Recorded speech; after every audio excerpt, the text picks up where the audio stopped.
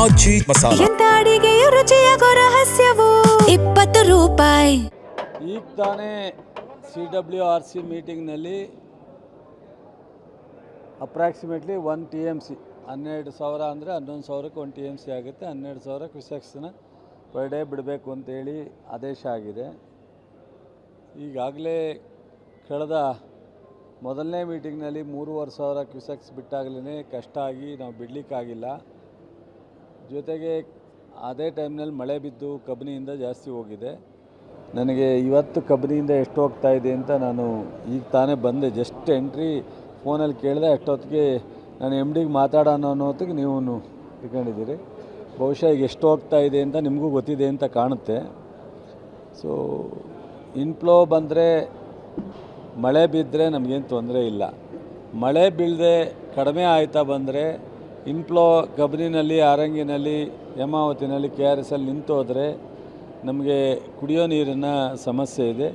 ನಾವು ತಿರ್ಗಾ CWMAನೂ ಇದೇ ಕೊಡ್ತಾರೆ, CWRCನೂ ಇದೇ ಕೊಡ್ತಾರೆ.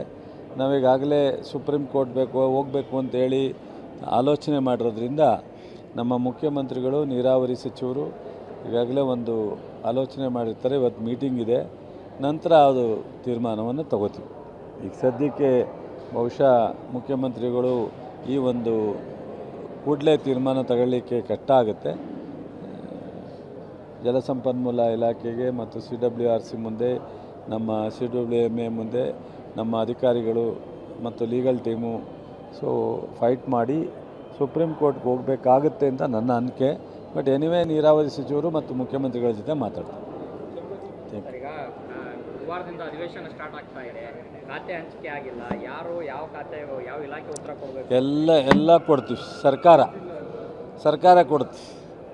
ಖಾತೆ ಹಂಚುತ್ತಾರೆ ಮುಖ್ಯಮಂತ್ರಿಗಳು. ಆದಷ್ಟು ಇವತ್ತೇ ಕೊಡ್ಬೋದು ಅಥವಾ ನಾಳೆ ಕೊಡ್ಬೋದು ಅಂತ ಉತ್ತರ ಹೇಳಲಿಕ್ಕೆ ಏನು ತೊಂದರೆ ಇಲ್ಲ. ಗೊಂದಲ ಏನಿಲ್ಲ. ಸಹಜವಾಗಿ ಹೊಸ ಮಂತ್ರಿಮಂಡಲ ಎಕ್ಸ್ಪೆನ್ಷನ್ ಆಗಿರೋದ್ರಿಂದ ಸ್ವಲ್ಪ ಆ ಕಡೆ ಈ ಕಡೆ ಇರುತ್ತೆ.